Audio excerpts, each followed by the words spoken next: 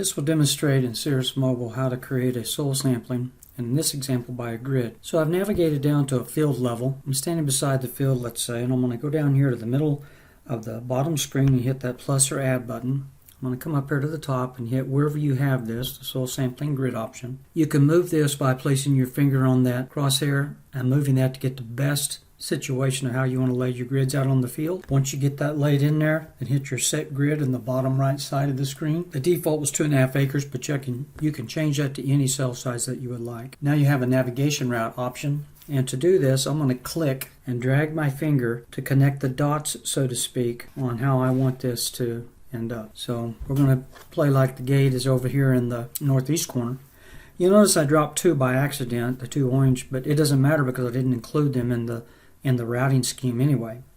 When I hit the set route, this pops up and shows me that I've got 25 samples to pull.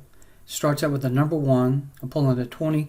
In this case, I want to change this to a 8-inch core. You only have to do that the one time. And if you're going to pull a deep core every, let's say, and you're going to start with number 1, you would hit details. And your first option is to go to your first subsoil. Now your number 1 was from the surface down to 8 inches. And then we're going to go to 24, and after that we're going to go to 36, and we can go down to 5 depths if you need to for subsoil. I'll hit done to that, and now when I drop that point, that drops that point plus the details on the subsoil. Now I'll show you that in a moment, but I want to turn this off for number 2 because I don't want to drop a subsoil there. But I go ahead now.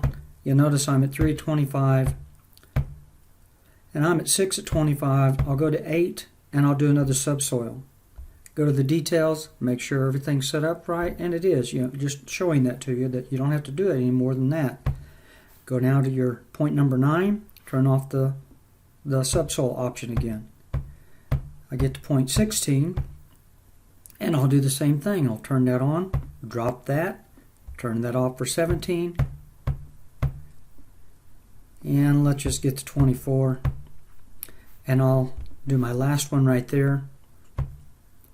And when I hit finish or hit drop point, it gets to the last one, and now I can hit the finish button in the top right corner. I'll just call this I'll abbreviate SS for 2020, soil samples 2020. Collected on this particular date for this season. I'm saving it as an application because I've done it, and I'll hit the save button.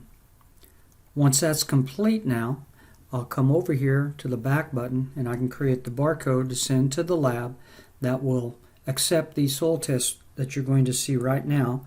So I'll come right here as far as the barcode ID report, hit the plus sign or the add button at the bottom, hit that reports in the bottom right, and we want to do a barcode report. You would fill out all this information, what would be important, and we'll remember that. Hit the next button. Go to your select activities. In this case, we've only got the one for the 2020 season. Generate that barcode report. Now you'll notice number 1's got my 1 for the surface down to this 8-inch core, and then 1.1 and 1.2, and also 9, 9.1, 9.2, and 17, 17.1, and 17.2.